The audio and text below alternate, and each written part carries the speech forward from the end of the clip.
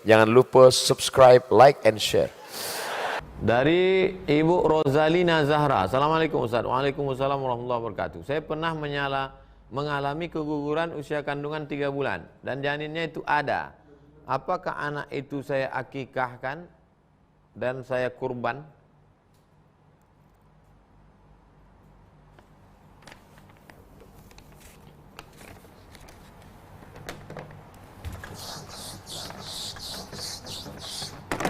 Inna ahadakum yajma'u khatquhu fi batni ummihi 40 yawman nutfah 40 hari.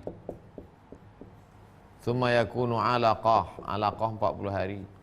Thumma yakunu mudghah 40 hari. Thumma yursalul malaku, dikirim malaikat setelah 4 bulan. Sedangkan anak ibu ini baru 3 bulan. Sedangkan yang sunnah dalam akikah itu adalah kullu mauludin murtahanun bi aqiqatihi tuzbahu anhu yauma sabi'ihi, 7 hari. Dilihat dari aspek manapun tak mengena. Kalau dilihat dari aspek sunnah 7 hari baru akikah. Kalau dilihat dari aspek peniupan roh 4 bulan. Di sini tak kena, di sini tak kena juga karena baru 3 bulan. Tapi kalau ibu mau buat akikah terhitung sodaqoh. Kalau mau buat akikah potong terhitung sodaqoh. Tak mau dibuat tak apa-apa. Kalau ibu mau buat sodaqoh. Pak M. Raya, Ustadz ada dosen menjual buku pelajarannya pada mahasiswa. Kalau dibeli nilainya bertambah. Apa hukum jual belinya Pak Ustadz? Ini namanya diktator. Menjual diktat. Kalau dibeli nilai A.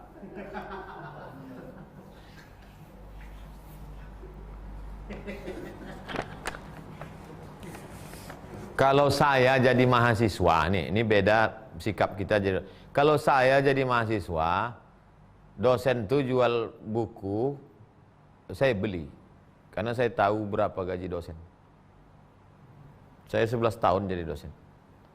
Dosen tuh kalau mau buat rumah 3M, 3 kali minjam. Saya golongan 3D, golongan 3C, golongan 3C, habis itu 3D terakhir. Mau naik 4A tak bisa, mesti doktor. Waktu itu pakai ijazah S2. Lulus saya 3B, habis itu naik 3C, 3D. Terakhir gaji saya tak salah 2,5 juta. Tambah sertifikasi 2 kali lipat, 5 juta.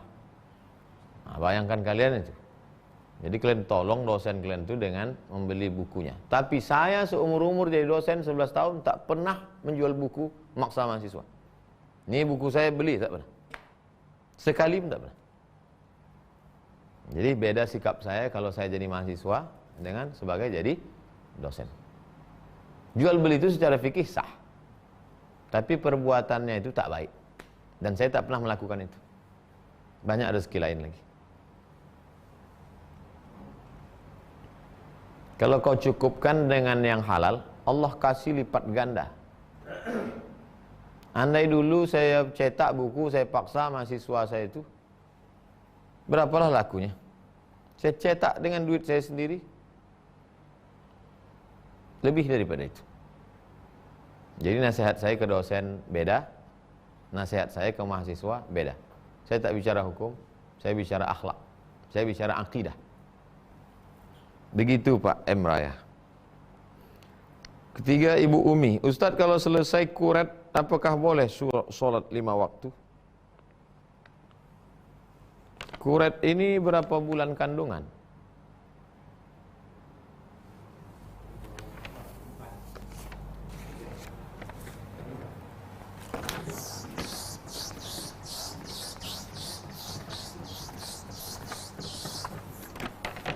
Ibu Umi, kalau dia keluar dalam bentuk darah lebih 80 80 hari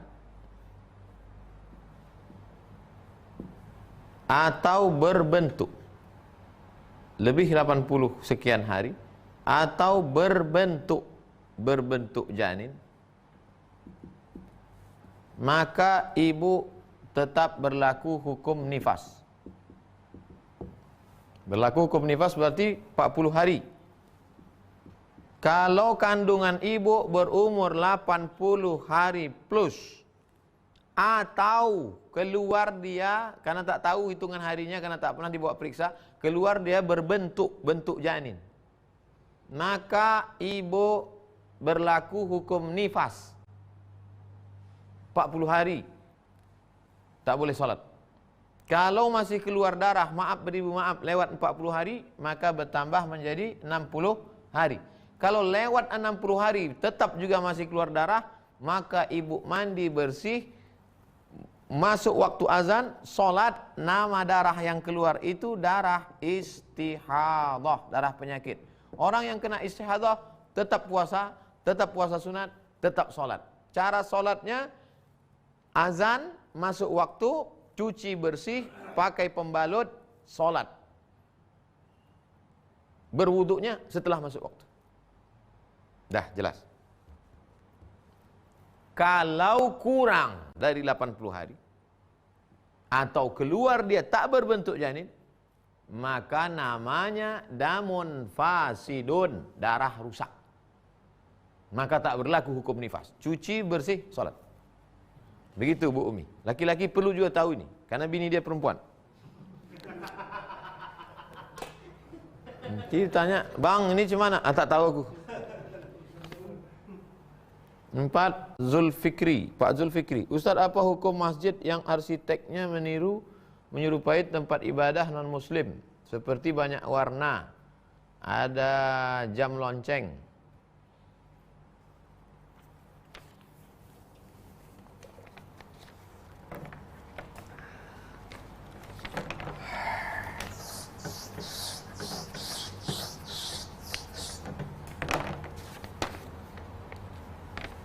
Ini bangunan asli Masjid Nabawi, petak saja. Dari mana datang kubah ini? Bizantium. Ada kaisar namanya Kaisar Bizanti. Kaisar Bizanti buat kota namanya Bizantium, orang Yunani. Lalu kemudian datang pula satu lagi raja namanya Konstantin. Konstantin buat kota namanya Konstantinopel, Romawi. Maka baru ada kubah ini setelah Islam masuk ke, sebelum itu tak ada kubah. Lalu kemudian dari mana datang mihrab? Mihrab yang tempat imam di depan tuh. Mihrab itu datang dari arsitek yang dipanggil oleh Abdul Malik bin Marwan dari negeri Syam. Tak ada zaman Nabi. Nih, arsitek dari Syam. Lalu dari mana pula datang ini,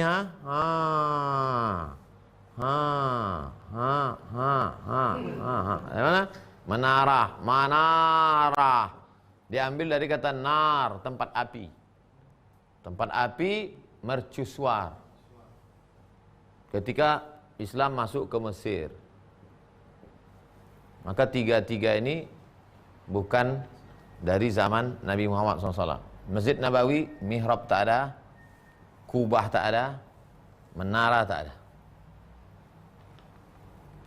Jadi kalau ada sekarang orang bangun masjid, kata dia, mesti ada menara, mesti ada kubah, mesti ada mihrab.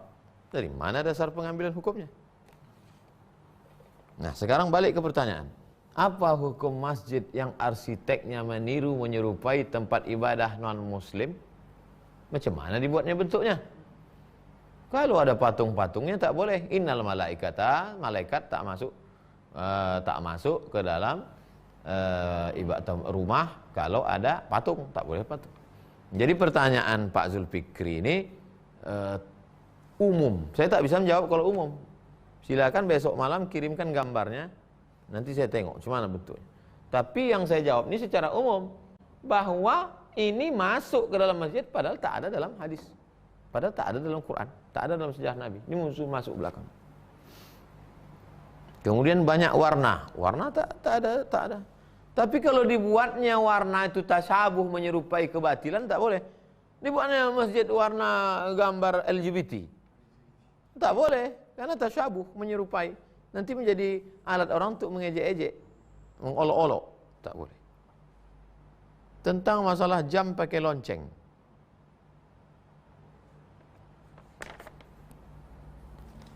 Disertasi saya tentang Syekh Hasyim Asy'ari wajuhuduhu fi nasri sunnah.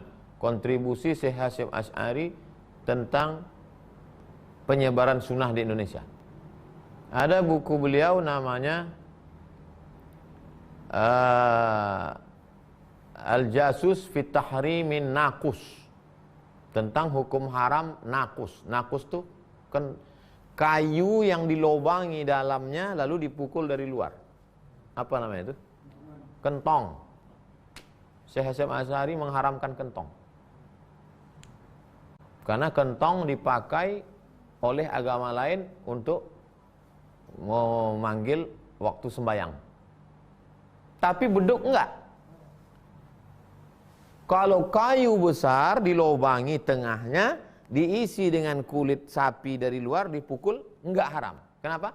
Karena tidak dipakai mereka untuk memanggil, untuk beribadah mereka. Ada dalam disertasi saya. Terakhir Bu Nur Hidayah, Ustadz, apa maksud la'anallah man la'ana walidahu? Allah melaknat orang yang melaknat orang tuanya.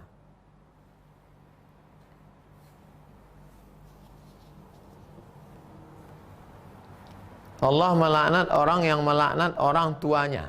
Ada orang melaknat orang tuanya? La talmizu anfusakum. Jangan kamu ejek diri kamu. Ada orang ngejek dirinya? Tak ada. Lalu apa maksudnya? Ketika saya sedang mengejek kamu, sesungguhnya saya sedang mengejek diri saya. Ketika saya sedang melaknat ayah kamu, kepala ayah kaulah, maka saat itu saya sedang mengejek ayah dan ibu saya. Maka kita ini sudah menjadikan satu kesatuan. Man qatala nafsan bighairi nafsin faka'annama qatalan nasa jami'a. Siapa yang membunuh orang lain, maka seolah-olah dia sudah membunuh seluruh orang di dunia. Wa man ahyaha faka'annama ahyan nasa jami'a. Siapa yang menghidupkan orang, maka dia sudah menghidupkan semua orang. Makanya kalau nampak kita ada orang susah, beri dia kehidupan. Bantu, tolong dia. Tak sanggup membantu, salurkan ke Yayasan Tabung Wakaf Umat. Pertanyaan pertama Pak M. Edwin. Assalamualaikum Ustaz. Waalaikumsalam warahmatullahi wabarakatuh. Bagaimana dengan tamu yang rutin tiap minggu ke rumah? Apakah tetap diberikan makan setiap datang? Kan udah jelas tadi. Saya baca balik ya. Itulah bahayanya kalau pulsa itu sikit, jadi macet-macet dia.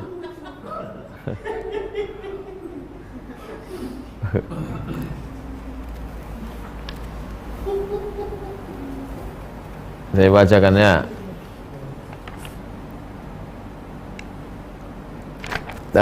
Pak Edwin, bagaimana kalau dia setiap minggu datang ke rumah? Apakah tetap diberi makan setiap datang?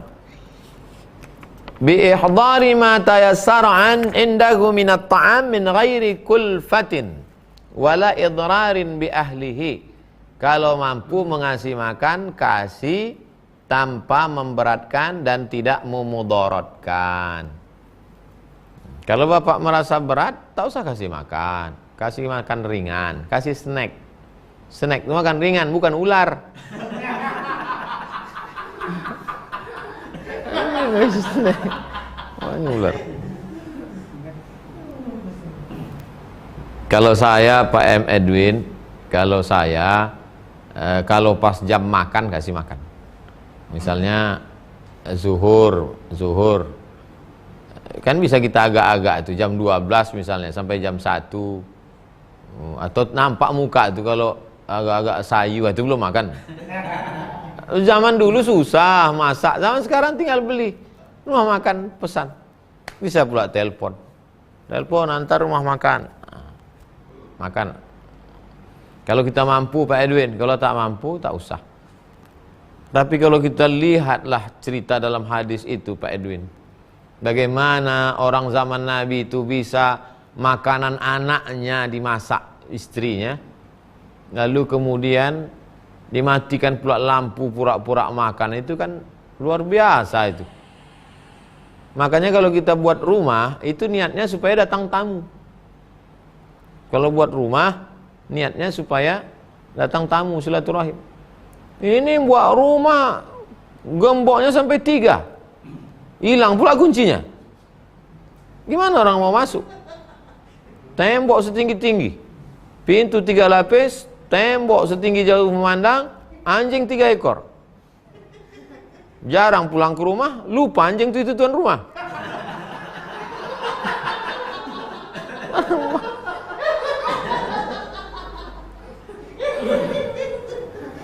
Gitu Pak Edwin. Mudah-mudahan kita semua diberikan Allah kelapangan hati. Kadang bapak nih baik menerima tamu, bininya pula, siapa tuh bang? Suruh balik. Mudah-mudahan Pak Edwin dan jamaah semua diberikan Allah murah rezeki, rumahnya besar-besar untuk menerima tamu insyaallah. Amin. Kedua, Ibu Puspa. Ustadz, seorang anak misalnya kurban 1 ekor kambing, dan setahu saya aturan syariatnya 1 ekor kambing bisa untuk 1 keluarga, termasuk orang tua masih hidup. Apakah kesampaian juga untuk orang tua yang sudah meninggal dengan 1 kambing sekeluarga tersebut? Begini ceritanya Bu Puspa. Yang paling tinggi, paling afdal, paling bagus yang dilaksanakan Nabi tahun ke-10 waktu Haji Wada, 100 ekor onta sendirian. Nah, itu yang paling bagus Bu Puspa. Nabi potong sendiri 63 ekor, dipotong Sayyidina Ali 37 tambah 63, 100 ekor sendirian. Nah, itu yang paling bagus.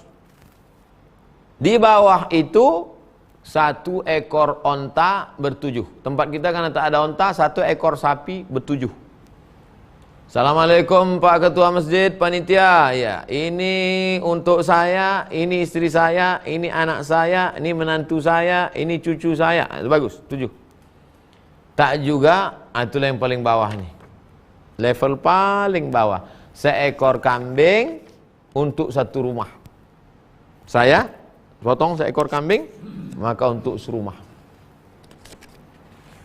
Dapat yang 1 rumah ini, ya. Apakah mengalir pahalanya untuk emak ayah ibu kita? Itulah enaknya punya anak soleh. Apa yang dilakukan anak itu Bu Puspa sampai ke anak.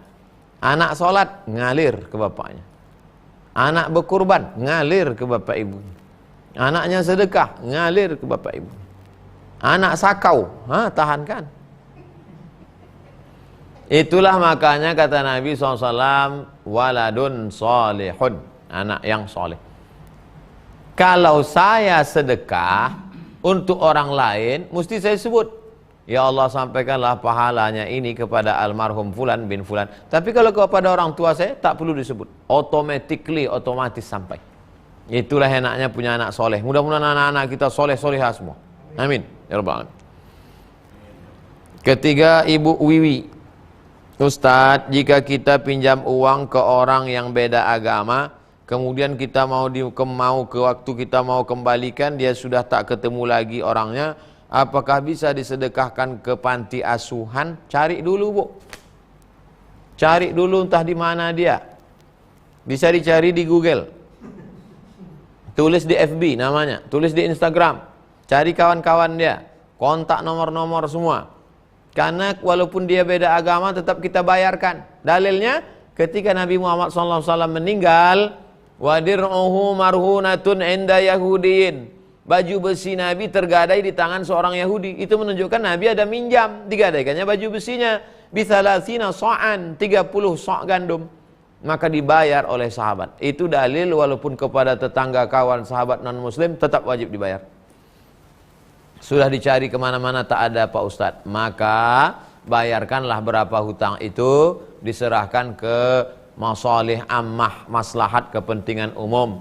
Panti jompo, panti yatim, pondok pesantren, masjid.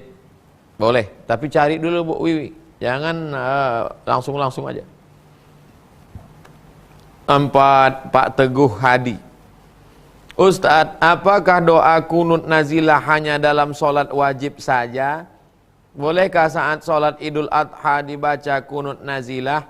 Kunut nazilah sholat subuh, zuhur, asar, maghrib, isya, Jumat. Subuh, zuhur, asar, maghrib, isya, sholat Jumat. Lalu kemudian sholat witir namanya kunut witir. Ada kunut witir, ada kunut subuh, ada kunut nazilah. Begitu aturannya. Tidak ada dalam sholat Idul Adha. 5. Ibu Inyi. Ustadz, apakah kita berkata buruk di dalam hati tapi tak diucapkan, apakah akan tetap dihisap, dihitung?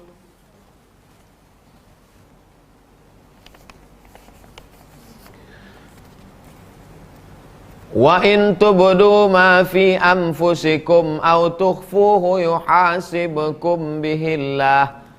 Apa yang ada dalam hatimu, baik kau simpan dalam hati ataupun kau nyatakan, tetap akan dihisap, dihitung. Tuh ayat tuh Bu. Itu ayat itu Bu ini, ujung surat Al-Baqarah. Wa in tubdu ma fi anfusikum. Kalau kau nyatakan, kau simpan apa yang ada dalam hatimu, yuhasibukum bihillah, maka tetap akan dihisap oleh Allah, dihitung. Datanglah sahabat melapor, ya Rasulullah, kalau begitu tak sanggup kami hidup. Mana sanggup kita, semua yang terlintas di hati dihitung.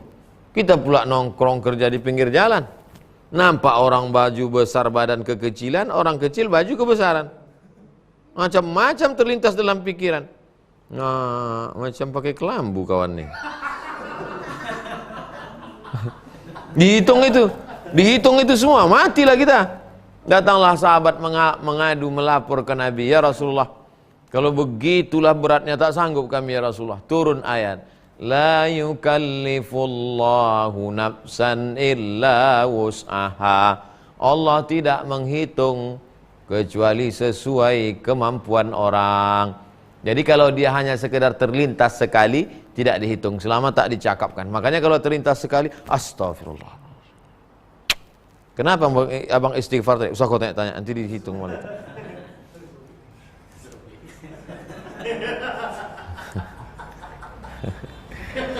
Oleh sebab itu kalau terlintas dibikin, walladzina idza fa'alu fahishatan aw zalamu anfusahum. Kalau mereka melakukan perbuatan yang tak diridhai Allah, terlintas dalam hati mereka, zakarullah, segera ingat kepada Allah. Langsung ingat pada Allah, fastaghfaru lidzunubihim, langsung istighfar, walam yusirru ala ma fa'alu wa hum ya'lamun, tidak melanjutkan. Jadi prosesnya 3 Bu Inyi, prosesnya 3. Pertama, ingat. Setelah ingat, istighfar. Setelah istighfar, stop. Sekarang banyak yang ingat tapi tidak istighfar, banyak yang istighfar tapi tidak stop. Ada orang ingat tapi dilanjutkan juga. Ada yang ingat dan istighfar, astagfirullah, aku kalau nengok ibu itu entah macam hantu tengok. Yang bagus itu adalah ingat, istighfar, walam yusirru ala ma fa'alu wa hum ya'lamun, tidak melanjutkan. Nuzul artinya turun. Jadi Pak nuzul ini turun aja. Assalamualaikum Ustaz, bagaimana kalau ada yang berpendapat marah sebaiknya diungkapkan daripada dipendam akan jadi penyakit? Itulah yang kita kaji tadi Pak Nuzul. Kalau marah itu dipendam, disimpan, menggumpal dia dalam jantung, menjadi kuning, pucat. Jadi kalau gitu bagusnya marah? Bukan. Jadi hilang dia. Tidak bergejolak keluar, tidak mendidih, dan tidak menggumpal ke dalam. Hilang dia. Dengan apa dia hilang? Dengan pertolongan Allah. Ini yang mau kita kaji. Kalau cuman ngaji lama-lama, cuman nyuruh marah untuk apa? Bisa marah itu hilang. Saya lama dalam perjalanan hidup ini, udah tua juga lah, walaupun belum berapa tua kali. Bisa tuh kadang-kadang, bisa kita tak ada marah kita, malah kasihan kita. Dikerjain orang kita, kasihan kita. Karena kita melihatnya kerdil kali dia, kecil kali dia. Nah, itu. Jadi yang membuat itu siapa? Allah. Allah yang membuat itu ada rasa itu dalam hati kita. Sehingga kita jatuhnya menjadi maaf. Malah kasihan. Mungkin orang bilang kita, alah kau goblok. Enggak. Begitu Pak Nuzul. Mudah-mudahan Pak Nuzul turun, artinya turun marah Pak Nuzul. Dua, Eni Isnaini. Ustadz, apa saya berdosa kepada anak ketika saya marahi anak sampai menangis dan sedih, padahal marah saya bohongan agar anak saya berubah? Kasusnya tak jelas, pada kasus apa ibu ini marah. Kalau dia menumpahkan gulai ke lantai, ibu marah. Mengepel gulai itu cuma 5 menit, Bu. Tapi menghilangkan kesan dia marah ibu itu bisa 5 tahun belum tentu hilang. Itu dapat saya di Facebook. Tapi kalau ibu marah ibu karena dia nyuci piring gelasnya pecah. Jadi ingat, saya orang tua saya, kami tak ada saudara perempuan. Kalau saya nyuci piring, pecah gelas, pecah piring, tak pernah dia marah. Karena itu memang bukan tepat dia marah. Yang dia marah tuh kalau datang tamu, duduk saya di atas. Wah, itu marah. Duduk saya di atas, tengoknya gini. Tak juga turun, balik tamu tuh, siap lah. Nah, itu. Tapi kalau mencuci piring, gelas pecah itu tak pernah dia marah. Itu jadi karena ibu tak sebutkan contoh kasus, jadi saya tak tahu apakah saya berdosa ketika anak saya marah. Kalau dia bawa pulang barang ketemu di jalan, ibu mesti marah, suruh dia balikkan lagi. Kalau tidak, nanti dia biasa membawa. Waktu kecil bawa mainan, main boneka kawan bawa pulang, nanti rumah mobil dinas orang dibawanya di rumah. Bahaya, dijualnya, digadainya negara. Padahal marah saya bohongan. Kalau bisa jangan ibu ajari dia bohong. Jangan ajak dia bohong. Karena ibu tak jawabannya pertanyaannya tak khusus dalam kasus tertentu. Jadi saya tak bisa jawab secara tapi secara umum ibu Eni Isnaini mesti marah kalau memang mestinya marah. Kalau dia remaja bawa pacar, ibu mesti marah. Kau jangan mau pacaran, kau ini gadis, itu lajang tuh kepala dia besar, kau ini perut kau tuh besar nanti. Mesti ibu marah. 3, Nur Hidayati. Ustadz, bolehkah memutus sholat jika orang tua sedang memanggil? Kalau sholat sunat ya. Nur, berhentilah. Assalamualaikum warahmatullahi wabarakatuh. Ya mak, coba kau caskan dulu HP mama.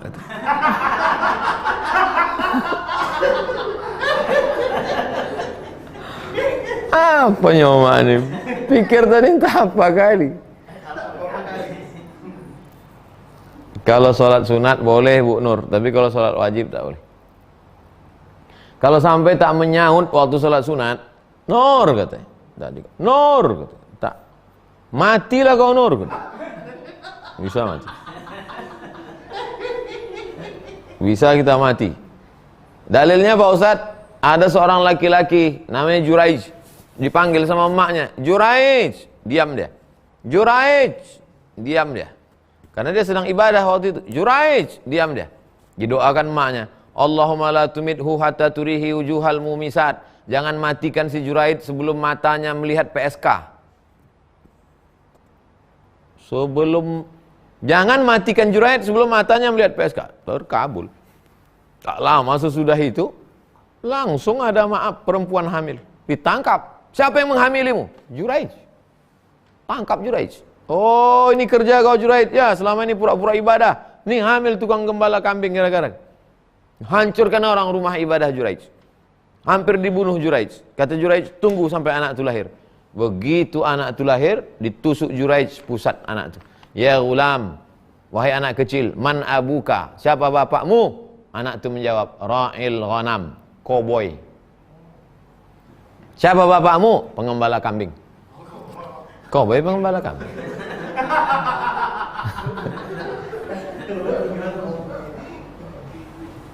Dicium mereka kaki Juraij, dibangunkan mereka tempat ibadah Juraij dari emas. Kata Juraij, tak perlu, cukup balikkan macam tempat dulu. Ini hanya cara Allah ingin menunjukkan bahwa doa seorang ibu makbul. Jangan lawan orang tua. Sampai sebegitu hebatnya.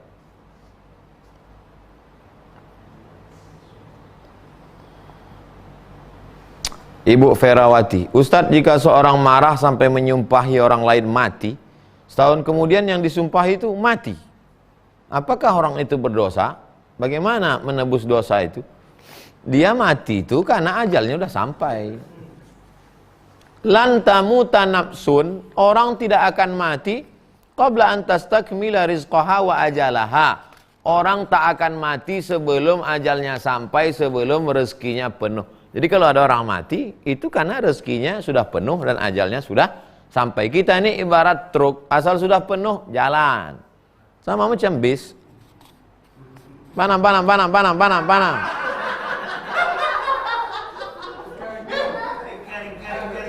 Asal udah penuh, jalan. Asal udah penuh, jalan. Lalu kita ini kenapa belum jalan? Karena belum penuh. Asal penuh, jalan. Hanya saja menyumpahi orang ini tak boleh. Ya Rasulullah, tolonglah kau laknat si fulan itu ya Rasulullah. Kata Nabi, inni lam ub'ats la'anan. Aku tak diutus Allah untuk melaknat. Innama bu'istu rahmatan. Aku diutus membawa rahmat untuk semesta alam. Tak boleh kita sumpah-sumpah orang. Yang sudah berlalu apa boleh buat? Istighfar, minta ampun pada Allah. Akan datang yang sumpah-sumpah orang lain. Terakhir Pak Dedi Gumulia. Ustadz, kalau saya sholat di rumah, orang tua saya non muslim, di mana di rumah itu ada patung sembahannya, bagaimana hukumnya? Pertama saya doakan mudah-mudahan Pak Dedi istiqomah. Kami ini Pak Dedi, mak kami muslimah, ayah kami Islam, tinggal di negeri muslim, sekolah pesantren. Ujian kami tak banyak, tapi ujian Pak Dedi ini luar biasa. Seperti zaman Nabi dulu, sahabat-sahabat Nabi yang bisa tetap istiqomah padahal dilahirkan dari keluarga non muslim. Bapak masih tinggal di rumah non muslim atau datang ke rumah orang tua non muslim. Pertama, istiqomah. Yang kedua, jangan lawan orang tua. Tetap sambung silaturahim, tetap kasih dia hadiah, tetap berdoa kepada Allah supaya dapat hidayah. Kemudian tentang masalah sholat di rumah itu, selama tak ada najis di situ, bersih, kunci pintu, sholat di situ. Adapun di rumah itu ada patung segala macam, ma'fu anhu, termaafkan karena dalam keadaan darurat. Ad-darurat tubihul ma'zurat. Kalau bapak masih serumah, apa boleh buat sebelum sholat, kunci, yakinkan rapat semua segala macam. Ya nanti terjadi fitnah. Tapi kalau misalnya berpisah rumah sama orang tua, tetap kunjungi dia, silaturahim. Pas sedang ngobrol-ngobrol, masuk waktu sholat. Nah, masuk ke kamar yang tak ada. Kalau ada patung atau gambar apa sih, tutup pakai kain. Sholat. Begitu Pak Dedi. Mudah-mudahan kita selalu istiqomah, keluarga Pak Dedi diberikan Allah hidayah.